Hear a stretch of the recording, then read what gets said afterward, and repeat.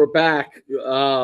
Let's see. So it's our last one was on Friday. No, we had Carl Reed on. Carl Reed was last Thursday, so we're that was over a last week. Thursday. Okay. Yep. Last Thursday. That's right. Great reception from that podcast. Absolutely. Everybody wants to hear what he's thinking. Yeah, really good stuff. Today we're going to talk to Coach Ramsey, head coach, SUNY Maritime College. He was a coach head coach at Nassau Community, which has been known to put out player after player after player at the Division I level and FCS level. He's one of the rising young stars in the coaching industry. So awesome. Can't wait to talk to him. Really cover what it's like to take over a program and inject new spirit and new blood into it and really start to rise that program. So without further ado, let's bring on Coach Ramsey. Coach, how's everything going? Everything is good, man. Thank you guys for having me on your show, your platform. It means a lot to me to be invited to such a thing, and I'm excited to get it going. Coach, it's exciting to have you on. You're new head coach at SUNY Maritime, and it's a SUNY school, which is a good thing. That's a good thing. You've got the SUNY system behind it, well, Derek in particular, but I, as obviously a longtime coach and follower of college football, SUNY is really starting to go up the radar in the football worlds, right? With the success that they had last year, winning one of the SUNY schools winning the national championship at SUNY Cortland, and I know there's SUNY Brockport, and then obviously SUNY Maritime, and they're all trying to really upgrade their football programs and really go to the next level. Obviously, one of those is hiring you. Talk about what was kind of, first of all, your background in coaching and as a player, and talk about that, and then what led you to SUNY Maritime. Yeah, no doubt. So from a player standpoint, I'm from Long Island. I played high school ball at Sewanaka High School, which is, in Floral Park, New York. Had a really good career there, played multiple sports, but football was the focus for me after graduating high school. Ended up going down to Virginia State for a semester. When I went down there, it was more or less the school that wanted me at the time, and I really was excited to be in the South when it came to playing football. Even at the Division II level, I thought the intensity and the level of focus was going to be greater than I've seen, and it was. Little things happened with the family, and I ended up transferring back home to LIU Post, or CW Post at the time, I should say, CW Post. Yeah. It's a big deal. It's a big deal. It's a big deal. And I'm a CW Post guy, but Coach Collins, God rest his soul, he gave me a great opportunity to come home to play in front of my family, and really, really learned a lot under that tutelage. Have a great amount of friendships and a lot of coaches that really guided me into learning a lot more about the sport of football. So I played my 4 years there as a defensive back. I had a really good, in my opinion, career. I had Coach Gill, who was also one of my big mentors, kind of guide me through my playing career. But when I was over and done with playing, I decided, I went to Coach Collins' office, and I was like, I'm not really done with this sport. I think I really want to coach. And he gave me the opportunity. He allowed me to be a part of the staff. I was a receivers assistant and also the video coordinator, which for any new coach, if you really are trying to get into this thing, that's it. The video coordinating spot is where you want to be. So I learned a lot about cutting film, and this is before Huddle and all the other streaming services. It was DVDs and USB drives and long nights in the office. But from there, I had an opportunity to coach some high school ball for a little bit. So I did that. Ended up back at Post for a year. We went on a really, really good run that year. I think it was 2015 or 16. And we went undefeated. We did a really nice job. And then the Nassau job opened up. And because I was a local guy, I was on the younger side. There were two coaches that were from Post that were on the Nassau staff that I really, really admired and liked a lot. So I fell in line, took that on, and we made a really good run. We had a really good, 6-7 year stint, had a really good opportunity to meet a lot of great young talent, restructure, re-guide, and get these guys back out to these levels of football where they play now. And some of them are either in the NFL in minicamp right now or in the CFL playing some ball. And then this opportunity kind of opened up. And I was excited about it. I'm really excited to still be here and try to figure this thing out and build this thing up and kind of take it to where I believe it can go. And that's kind of where I'm at right now. We're at the beginning stages of a build out for what I believe can be something powerful here at SUNY Maritime. Talk about your time at Nassau. You guys went to the national championship game, I believe, right? Yes. And some of the things that you learned, like kind of in the recruiting process there, being in JUCO versus now coming into, being at Division III State University. Yeah, I learned everything at Nassau. I tell the guys and my AD and even the assistant coaches that I retained from last year, Nassau single-handedly taught me everything that I feel I need to know when it comes to college ball. It's a really, really interesting spot to be in because you have to recruit in from freshmen or transfers or transfer portal, and then you have to recruit out to get the kids back into the schools in which they desire to be at. So there's so many things between eligibility rules, the 4-2-4 rule, credit rule. There's just different layers that you have to kind of learn and understand how to get these young athletes back into the position of where they want to be. The national championship game, unfortunately, we didn't win that one, but that year was a great year for the program. It was an experience for me, especially because we were this close to taking it, and we went up very, very late in the game, and a penalty here, and then a big play there, and we unfortunately didn't come up victorious in that. But that entire process of me being in that situation has really prepared me, I feel, to be ready to go in this new role that I'm sitting in. Coming to SUNY Maritime, was this so? Had you applied for head coaches at the four-year school level before? You had, okay, and so what was it that really kind of brought you to SUNY Maritime that you thought this would be a great place for me to be at? Well, I said this in my interview process when the AD had brought me in. I had applied for the job in 2019 at SUNY Maritime. I didn't even get an interview, which I understand the process. I know, I was still on the younger end of things as coaching, and this is something that I want to share with young coaches, right? Never be discouraged if your name or your resume or what you've done so far hasn't been, looked at in a way in which you believe you should be, right? Just go back to work, go back and dig back in, because obviously there's some more things that you need to do in order to be ready for this spot. So I went back and I learned how to, my coaches, right? So my coaching staff at Nassau always would change as well, right? Because these are young coaches, right? We don't pay a whole lot. This is junior college. A lot of coaches use it to springboard to the next level. So I lost probably two of my best coaches in that year of 2019. One guy, both of them at Ohio State right now. So Sean Banks is GAing with tight ends at Ohio State. Mike Seleni, he was just best 30 under 30 coach, QA at Ohio State. So I went back after 2019 and I had to bring in younger guys or older guys and try to redo this thing again to get back into a decent standing. And we were able to go back into that natty and unfortunately, like I said, didn't really turn out to be the way that we wanted. But there's so much, man, that you learn, that I've learned. And for me to be in this position now, the reason why I felt like it was something that was right for me, one, I'm local, right? I'm a Long Island guy, so I understand the importance of recruiting. At Nassau, we were a non-scholarship junior college, so that was also something that I felt really comfortable doing. Like I can go and recruit kids. I've recruited thousands of kids over the years without being able to really offer any financial assistance. Yeah, you've done it with nothing. With nothing, right? We didn't have any housing at Nassau, so there's a lot of things.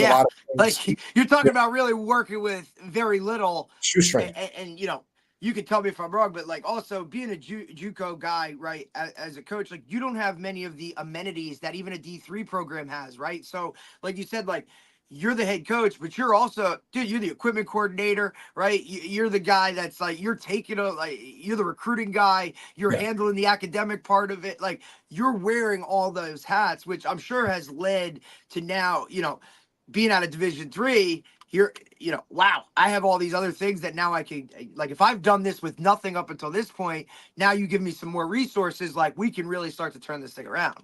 I'm excited. And that's kind of where it was. It's like, I know and I feel fairly confident in the abilities to go out there and, like you said, get the kids in, recruit the kids, understand that obviously at Nassau, even though we didn't have money or housing or meal plans, et cetera, what we did have was the opportunity for these athletes to hopefully get to where they wanted to be. And 90% of the time we were able to deliver on that end.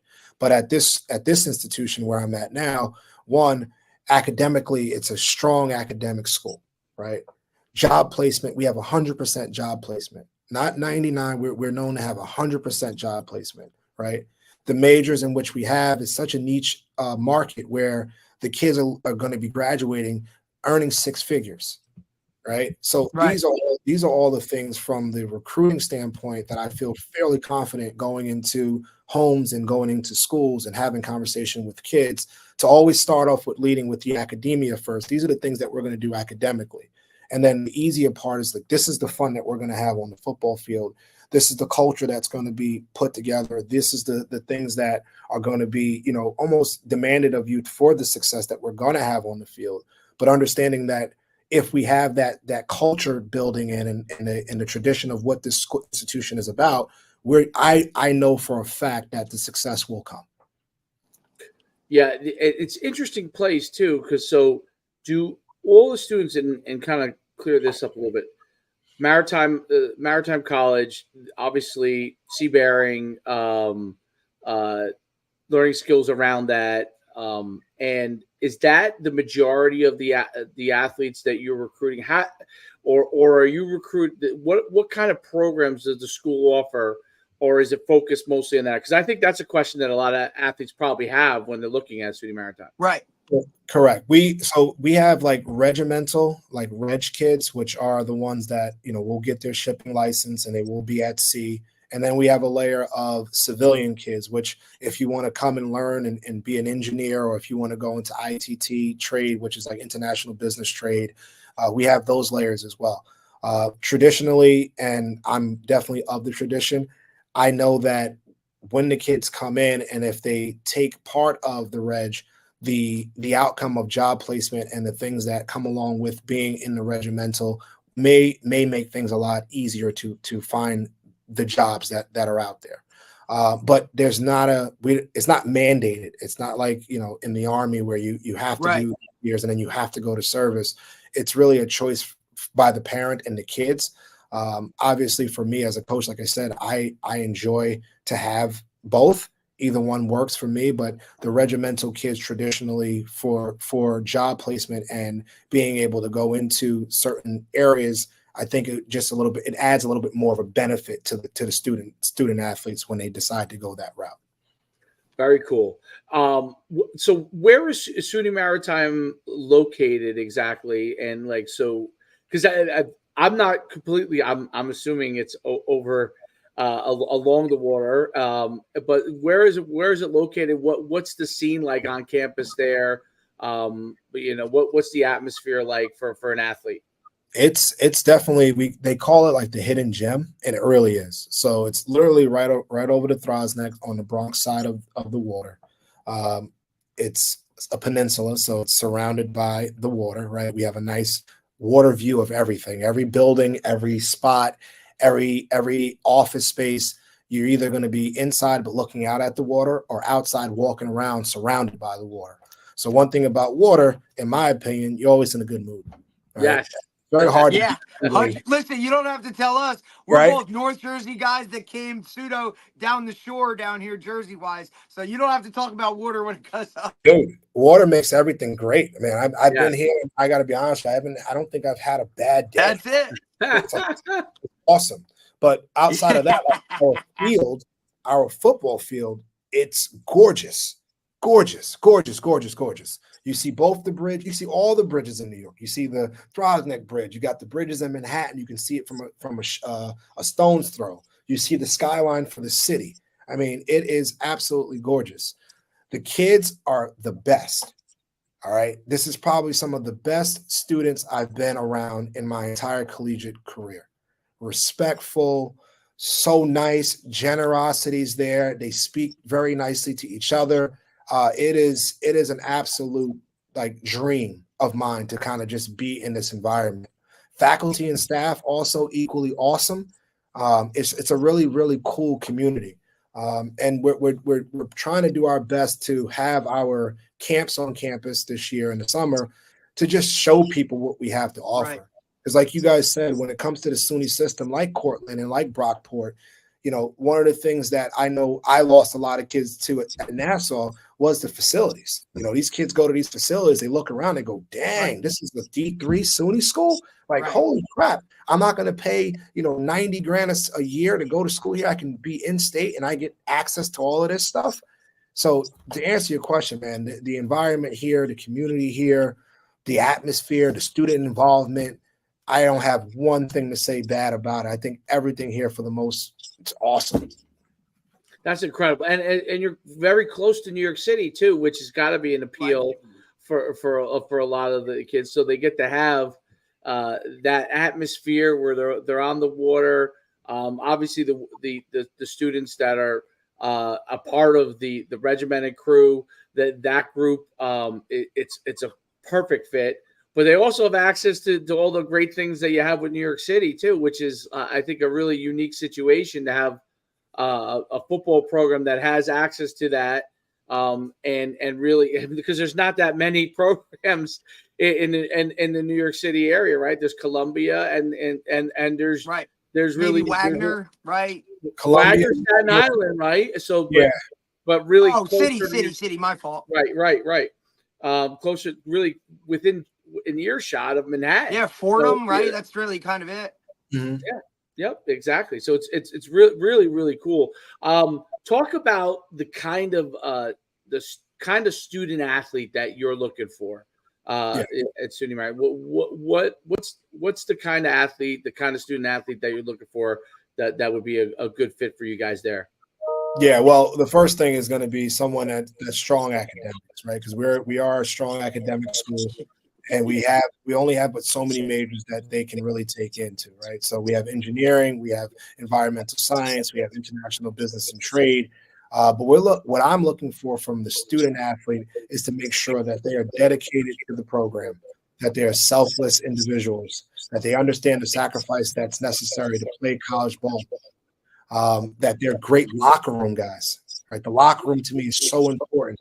And I think this year, I know that this year coming into this situation, these groups of seniors that I have on this team, they're awesome locker room dudes, right? They look after each other, they talk to each other, they uplift each other. But those are the characteristics and the qualifications that I'm looking for when it comes to bringing new student athletes in here. I want to make sure, one, you're academically savvy and you're sound. You understand the importance of education. The second thing is I want to make sure that you are a great person in that locker room. You are a selfless individual. You love football, right? Because college football is not like high school football. I don't care what level you play in college, all right? Division 1, 2, 3, JUCO. You got to love this. You got to be passionate. You have to have a desire. You have to understand that there are going to be sacrifices when it comes to this game, and you got to be willing to make them. Right? I want honest individuals, right? No matter if the situation doesn't work out well for you, honestly talk to me, honestly have a conversation, and we'll figure it out. All right. And I want guys that are willing to learn, they're willing to be coachable, they're willing to grow within the program. Right? And then from the opposite side of that, coaches wise, I'm looking for the same thing out of my coaches. Right? I want coaches that understand that embodying an athlete, giving them the best experience possible while they're here for 4 years, is our number one goal. It's amazing to me. So you're in a conference with like some really, really good academic schools, and that's the atmosphere. That's a part of it, obviously, as well as competing against some other schools that are maritime based. What as far as from a recruiting standpoint, and when you're going out and looking to recruit prospects, what do you have to kind of do to get guys on campus? What are some of the things that you're trying to do that's different, that's getting players to come there? Because today's landscape, you've got, and you probably experience this when you go to maybe like a mega camp as a looking at prospects. D3 has become harder than ever to convince kids to go to. And it doesn't have anything to do with football as per se. It has to do with that everybody, in some cases, has delusional dreams of being a scholarship prospect. How do you kind of handle that process from a recruiting standpoint, where every kid now and every one of their parents thinks that their kid is maybe a higher level in D3, and when they come to you, like what are you looking to really let them understand and know within your world of football? Yeah, understandable. One, you are right to say that sometimes the young athletes do have the delusion where they feel that they're going to be better than, and we're not going to be most of the kids' first options, right? All right, so let's just go back a little bit from what I did in my past. Same thing in JUCO. Right. First option as a junior college coach, right? There are not guys coming out here saying, hey, man, like maybe a couple years ago when they were about to be on Netflix specials and stuff, they wanted to go JUCO. But listen, I don't know if anybody comes out and says, hey, man, I'm going to Nassau Community. Like, that's my number one choice. And here's the hat I'm wearing. Right. It's just not the world we're living in. So that's not necessarily the reality. But here's the deal. How we go about it, right? As I said, what's the number one thing that's most important? The academics. So let's go out here and let's talk about what we offer these young athletes as an academia place, all right? And if you're talking to someone's parent, which 90% of the time when you're doing your early recruiting with high school, parent involvement's very much there. And I can sit there and tell you that you're going to get an ROI. You're going to get a return on your investment. All right, your tuition cost is going to be state level tuition costs, especially if you're in state or in region. Okay, here's what it's going to cost you to go here. Here's what you're going to have to financially take on. All right, now that might get the ears to perk up a little bit, right? Now I got your attention. I understand exactly. Let's not even talk about committing to the program yet. Let's just get you on campus. Let's come to a home game. Let's get the environment. Let's understand exactly what the culture is about. Understand that if you do come here, you're going to get a coach that's not only going to embody you as an athlete. I'm going to make sure that you are taken care of academically, you're taking care of business, and then on the mental half, the mental half of the game, we're going to talk and make sure that you're in a good space every single week. All right, so that's the layer two. And then when it comes to ball, I really do feel confident with what we're doing here, coaches wise and play wise, et cetera, just the structure of the operations. Even though we're a Division III school, we're going to run it like a Division I, Division II program, right? You're going to have those same advantages, right? Not same facilities per se, but close enough, right? You're going to have weight room, you're going to have study hall, you're going to have practices, you're going to have film, you're going to be held to all the things that you would be held to if you were to have that opportunity, right? And then the next piece is, look, let's say you get a PWO to go play at whatever school. Are you going to get on the field? Are you going to play within your first 2 or 3 years? Or do you want to come here and have an opportunity, a real opportunity, to go out here and be an athlete at the collegiate level? Right. Yeah, so that's interesting. And is it are most of the, because it is a SUNY school, are most of the players New York players that come to, or do you get and this is just my curiosity, do you get players from out of state that want to come to SUNY schools? Because I'm kind of thinking like, okay, I'm a prospect that maybe was interested in Navy or West Point, right? But maybe Navy or West Point didn't think I was good enough, right? But this gives me that similar atmosphere and that similar opportunity, and get to play good ball as well. Talk a little bit about that. Yeah, well, right now, based off what we've done, and mind you, I got the job late in the spring, right. So most of the 2024 recruiting was underway. Right. Yeah, you're really kind of just like jumping in, like, hey, man, like, we gotta get ready for the seat. Like camp's coming, you know. Yeah, Like exactly. you haven't even So, had time to, I'm gonna come to this mega camp so I can, watch these guys. Or I mean, your board is like, this is what it is, and this is what we're working with. yeah, believe it or not, we have been at the mega camps. Like I went down to Charlotte 2 weeks ago to look at that region a little bit. We were at LIU yesterday. We were at Wagner yesterday. We were, up at Fordham. We have one coming up here in July. So we've been bumping and moving around for 2025. But yes, to speak to your point, the majority of the roster right now is New York based, right? Because we are a SUNY school.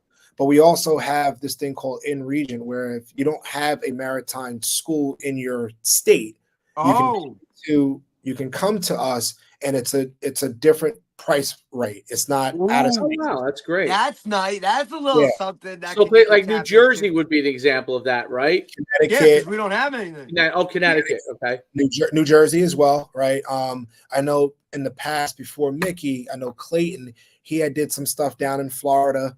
He did some stuff down in Louisiana. Like the schools those coastlines that have these ports that are into the stuff, but maybe don't have the academia or the institution to support it. Right. So those are the things that in the very near future I will entertain. I will check to see exactly what the value would be for me to be able to make those kind of connections and be able to bring up. But within the SUNY system, and it's something I took pride in at Nassau, and I don't know if it was something that I learned at Post, but for when we're at Post, our roster, man, we were New Yorkers, right, through and through. And we would go down there and we would just go to work, right? So I definitely have a definite spot in my heart to make sure that I keep to that to a certain extent. But at the same time, we want to make sure we offer the opportunity to those that are really interested in being a part of the program. But yeah, very interesting. That's right. Because CW Post was always a power. I still call it CW Post. Listen. I know it's LIU Post, but like it's a little bit of a rough change color. It's always CW Post, dude. They were such a powerhouse. They were a big powerhouse at Division two. CW Post was like, they were a powerhouse program. As for as long as I can remember, and now. They're now the LIU Sharks, right? But what were you guys with not Pioneers? Pioneers, Oh, they were the Pioneers. That's right. Yes. Yeah. Well, listen, that's how we made the connection was, Coach Jackson down West Virginia, D-line who we had on, he was a Post guy. And, through conversations, he said, hey, you might want to talk to Coach Ramsey, who now just took over this, great opportunity. But listen, those guys, dude, they're still. Was John Sippett there when you played there? Or was he before you? John who? Was Sippett there before? Tight end? Big tight end? I think he was there. He might have been there a couple years before you. Yeah. Listen, Coach Jacks, man, he's still like green and gold, dude, or yellow or whatever the hell it was, dude. He's like. That's it. Yeah. Look, I know those. That was a weird color change, but look, I mean, I don't know how you go from green and yellow to now like the blue. Baby blue and woo, that's a lot of extra paint, man. Yeah, I was up there yesterday at the camp. I was walking around. I'm like, holy crap, man! This ain't even close. Did they move? Did they move? Because I know it merged with LIU or Brooklyn, right? So did they all more? LIU Brooklyn basketball was still at Brooklyn, and Post football was still up. Is everybody at now the Post area, or are they still? No. So the indoor sports for the most part are in Brooklyn. The outdoor sports are at Post. So football, baseball. So you almost still kind of have pseudo two campus, Correct. But the other thing is people don't realize that the Brooklyn campus was Division I.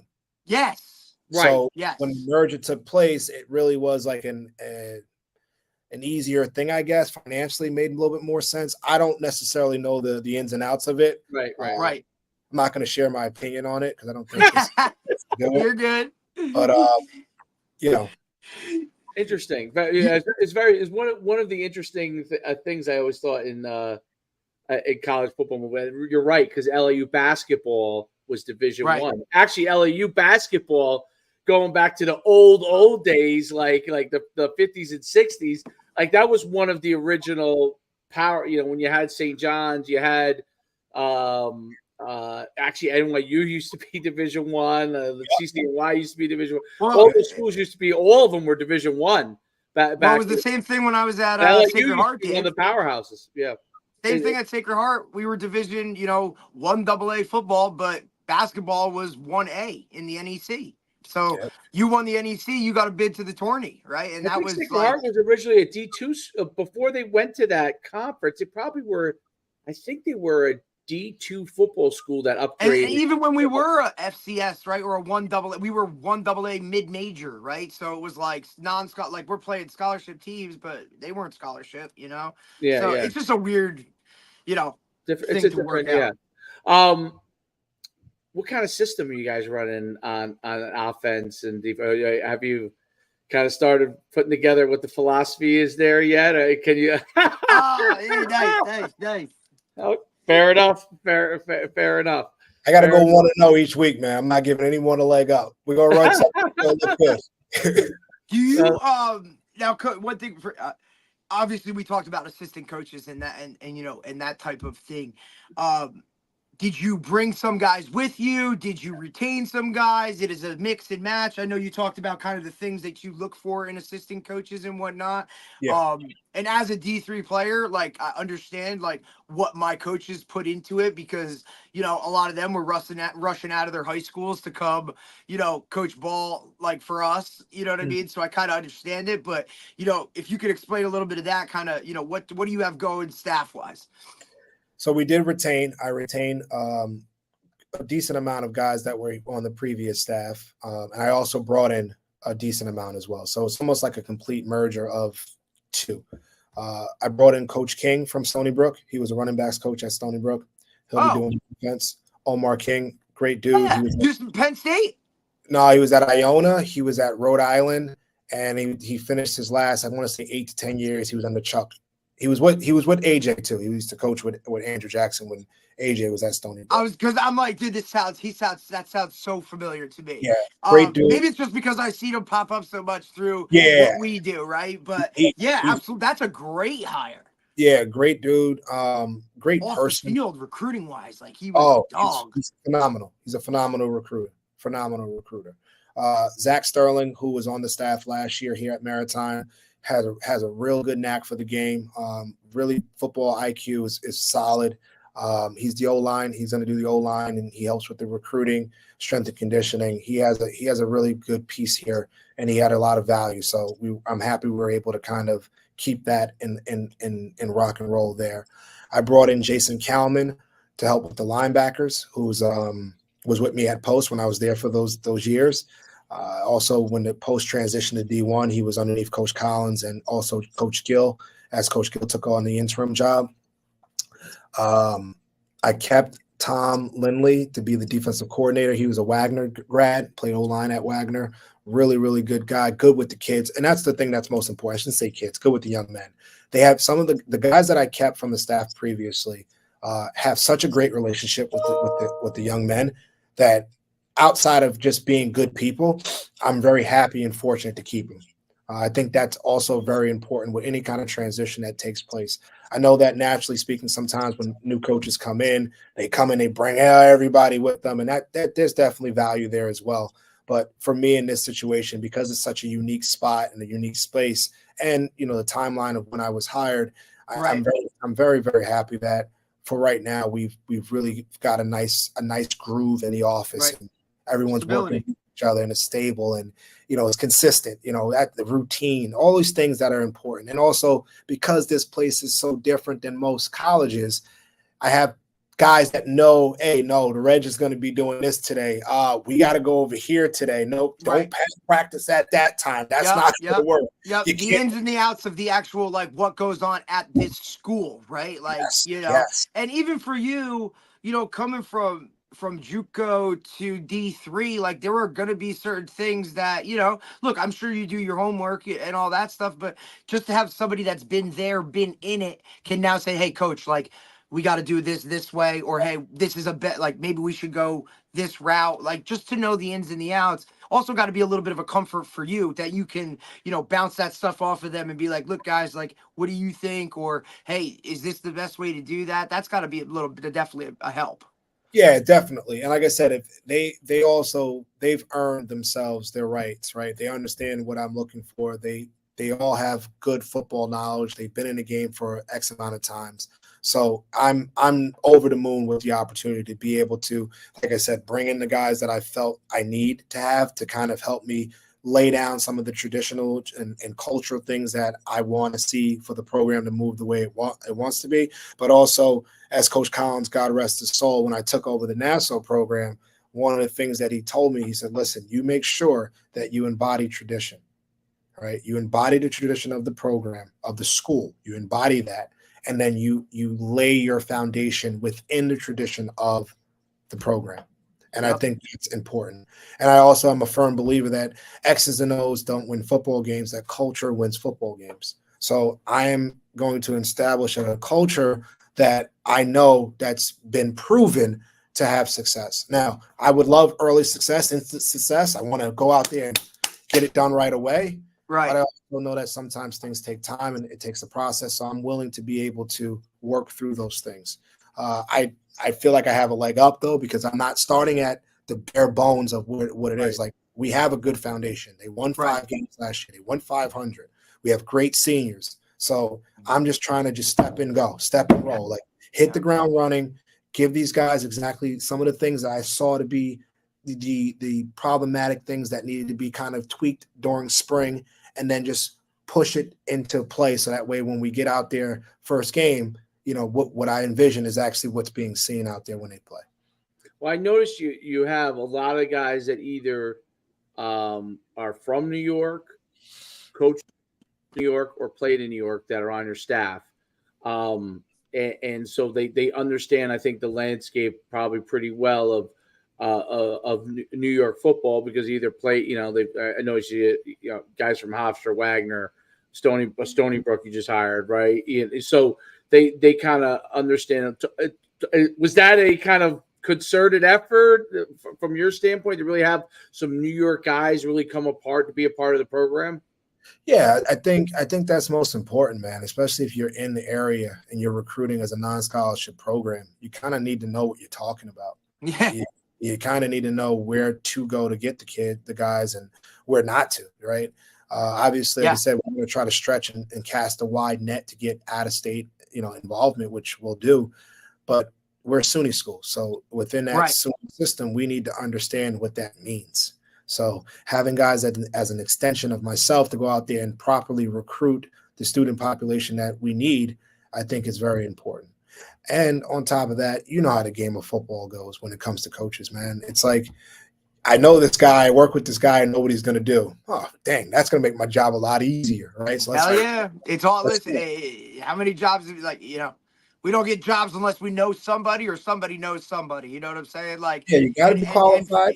It's just kind of, look, familiarity. If it's right. If it's, indifferent, it is what it is. But that's the way you do it, man. Like, if I'm taking over a program, your expectation, 100%. I want to be with like-minded guys, but guys I know, guys I trust, guys that are, I don't want yes men, right? Like, I want guys that are, going to do it the right way, but I also want guys that know what the hell they're talking about and can definitely 100% know the area that they're going to recruit. Like, that's pivotal. 100%. And I think also, like you said, like being able to have the voice echo throughout the program is important. So if I'm not there, I know that, hey, if you did this, the response should be around these lines of what the corrections need to be. I don't want to come into a situation where that's not what I believe, and that's not anywhere close to what I think would be appropriate to address that situation. Now I got to do double the work to fix the mess that's been made. But when you have guys, one, they have to be qualified to coach the game, right? That's the obvious. The bare, that's the baseline. That's the minimum. But then when you get guys that understand what you are about, what your culture is about, where you stand on just building out the young men to play the game the right way, it just makes my job easy. Now I can go and focus on some other things that can hopefully help up and build and bring it up. My guess too is that you're not with stuff like the transfer portal, not a huge effect in your guys' program because of the type of student athlete that you're looking for really has to kind of be committed to that kind of a school, and I think that's probably a pro for you where you could really get guys and develop guys and have to worry less about someone transferring out or someone going somewhere else. Talk about that part of it, and because I think that's an important thing for parents to understand. Like, how does that? Obviously, NIL is probably not a concern, but transfer portal is something. How does that work within your recruiting philosophies and what you guys will be doing going forward there?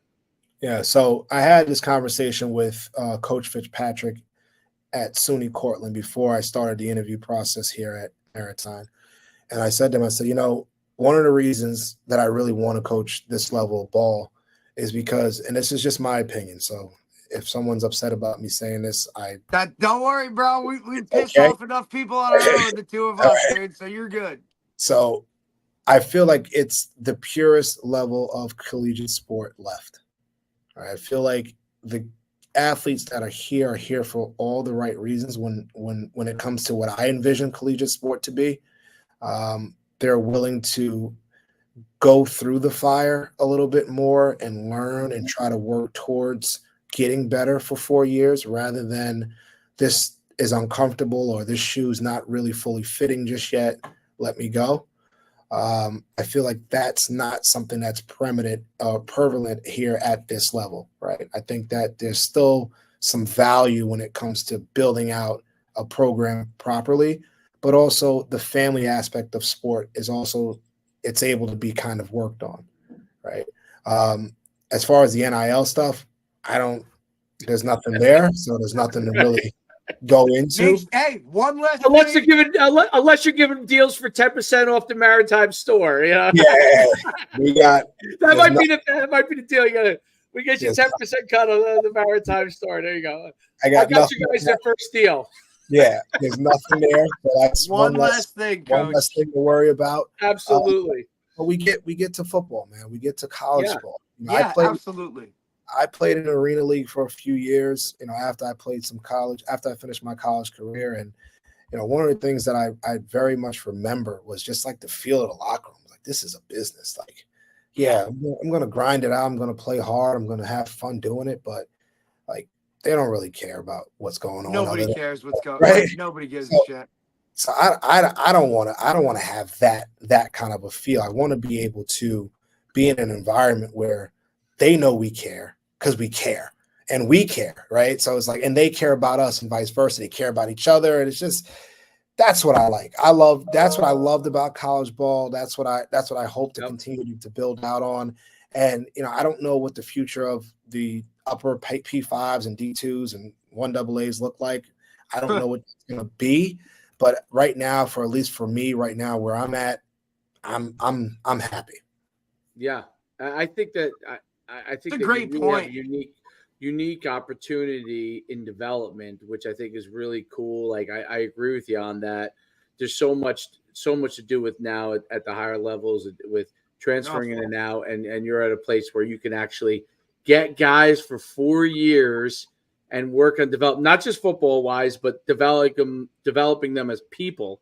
And so they're ready for they already know, a lot of them, what field they're going to go into, which is pretty cool. Like they might be in different departments, but they know what general area they're going to be in, and they know what their direction is, which is obviously speaks to why you got 100% placement rate. These are guys that are coming in there, and they already kind of have an idea of what they want to do, direction they're going to go into. So, as you get to develop them as players and as people, they're going to continue to grow. And I think that is a really great, unique situation, because I was just on, I played at UConn, and I was just on this podcast yesterday or 2 days ago called Husky Talk. And one of the things we talked about there, the guys bringing back a lot of the he's interviewing a lot of the older players, from 80s, 90s, early 2000s, and talking to him.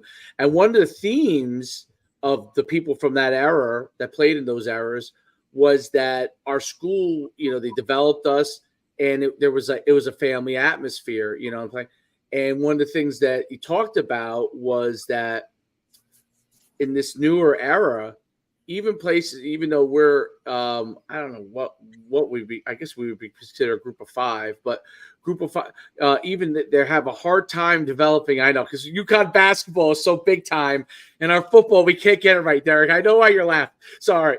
But we, they can't build the atmosphere. They're having a hard time building the atmosphere, and with transferring it makes it harder and all that kind of stuff. Whereas when I played in the 90s, like, obviously we wanted to win and we won a lot of games, but we had that atmosphere. We were developed. We knew for the most part, even though we were on scholarship, we were going to go and get a career in something else, right? And I think that you're right. It is probably one of the very few last pure forms of football there is. And it wasn't until I was on that conversation yesterday, I was really like, yeah, I guess that's really one of the biggest changes. The locker room. Yeah, that you had at CW Post. That I'm sorry, I keep saying CW Post, but that's okay. That's where I was. I'm good with that. That's what it is to me. You know what I mean? Yeah, it's gotta be hard. That's like a whole different thing. Like, how did you guys graduated from a school that doesn't even have like a name anymore? It's like, what the hell? Like, I get it. But CW Post to me means football tradition. That they were a great 100%. It means Division II high level ball. I say it because that was a powerhouse D2 program, like literally deep into the playoffs, possible opportunity to win a national championship. That's who they were, just growing up in the Northeast and everything. But the same thing with, so that whole that feeling we had playing in college at the levels above D3, that's changed dramatically. Like how guys feel about their school, like the fact that you would want to call it CW Post because that meant something to you, right? That pride.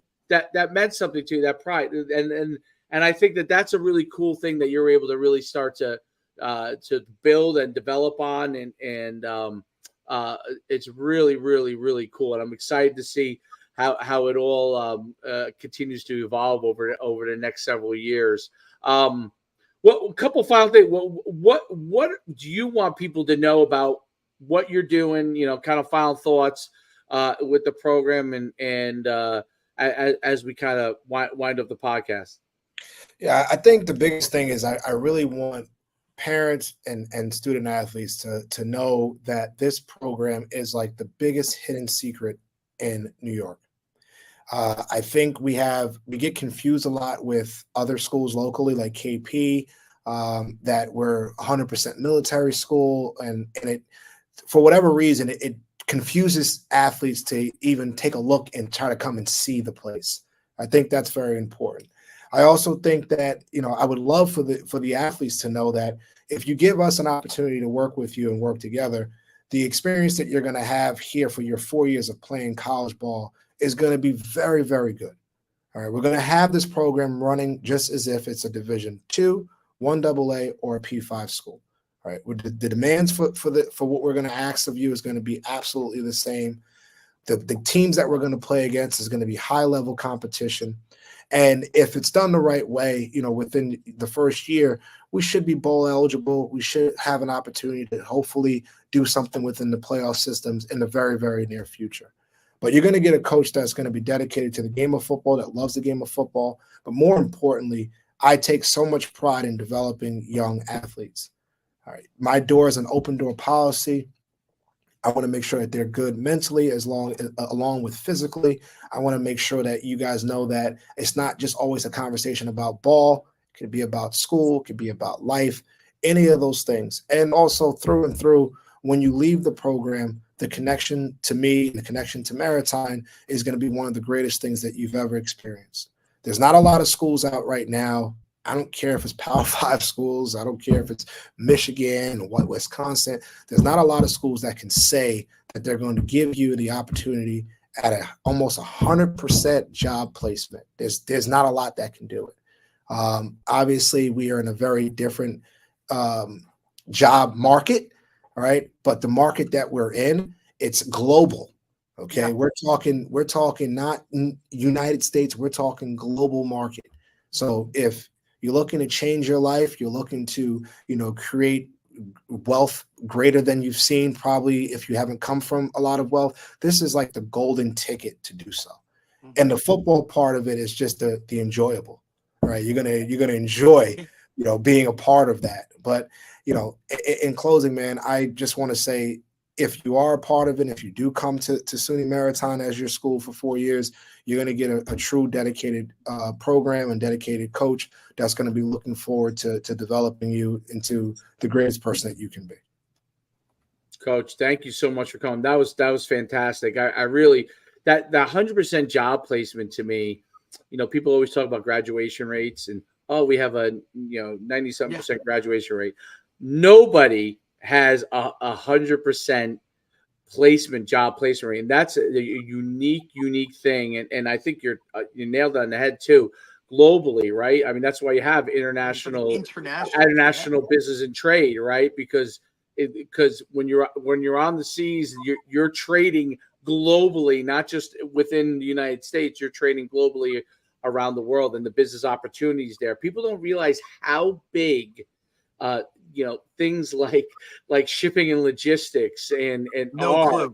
I mean, some of the the biggest companies in the world are in those things. And people think about it as just those big cargo ships going on board. Look at the name on that's a $1 billion company. They don't realize that, and the opportunities that are there, not just obviously commercial, but obviously also public jobs as well, right? So awesome stuff. I can't thank you enough for coming on. I learned a ton today. And that's just how I am. I enjoy learning about programs and coaches like yourself and what you're doing. But I can't thank you enough for coming on today. No, thank you for having me. I appreciate you guys' time. I value you guys' time. I understand the importance of the platform. I love the fact that you're using it in a positive light. And I look forward to being on more if you guys will have me. I'd love to. Absolutely. Coach, appreciate you taking the time, man. Really. And then after the season, then we could break down the systems you're running. Yes. It'll be out then. But until then, sit back and wait. We'll figure it out. Coach, enjoy, man. Good luck with everything. All right, and Coach, have a great we'll talk day. to you. We'll keep in touch. All right, good. Thank you. Thanks, Coach. All right. All right, that was great. That was fantastic. A lot of eye-opening stuff, dude. Really, really great stuff. Learned a ton of things about the program, and like he said, it was a place that gets confused with different places. 100%. And you really cleared up. Like, I honestly, in between, when you would ask a question, or something, like I had my I had my SUNY Maritime College thing open, and I'm looking at the facilities. Dude, gorgeous, right? Yeah, because I didn't look before we started. Dude, I pulled it up when he said, "Oh, right on the water." I was like, wow. I mean, we're talking right on the water. Yes. And then behind the jumbotron, like you see the bridges, like yes, it's the bridges. It's a lot like like a Wagner a little bit, but like that's on a whole different like. I mean, what a phenomenal you know what I mean? Like when you're talking, I mean, it might not be whatever type facility, but like field wise view, like. I'm looking at some of the teams they play, and I'm, looking at it going, oh, which is, the conference that they're in, like, yeah, there's a couple tough teams and stuff like that. But, some of these places I've seen, some of them, not so much or whatever. But, their facilities, just that in itself would appease somebody to be like, oh, I get to play like here. I have to say, like, my favorite, like a few years ago, I visited when I was still an agent, I was recruiting a player that was in the Naval Academy, and he was I think he was their dive back. And when we went there, one of the things that struck me was like their practice field was on the water. Yeah, on the dude. water. I was Crazy. like, wow, this is it was really cool. And when I went through the recruiting process, like Well, you know, if I had seen some of those things, like correct. you know what I mean, it's the same thing with West Point. Like I had been to West Point, Oh God, but dude. nobody, Mr. yeah, but Stadium. no one. I'll tell you this: I could have went to West Point, but nobody.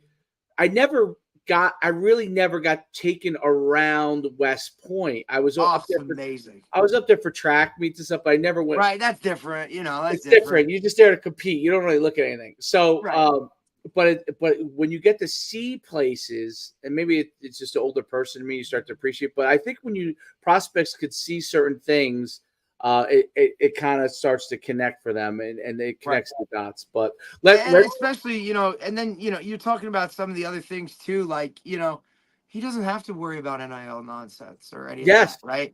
Like, you're not talking about guys like, hey, I'm going to go there and then I'm going to transfer out. Like, no, like, you're going to have 4 years of pretty much the same roster, development, do all that kind of stuff. And then, like, that's not what college football is now. It's just not, you know? Looking at the teams they play, right?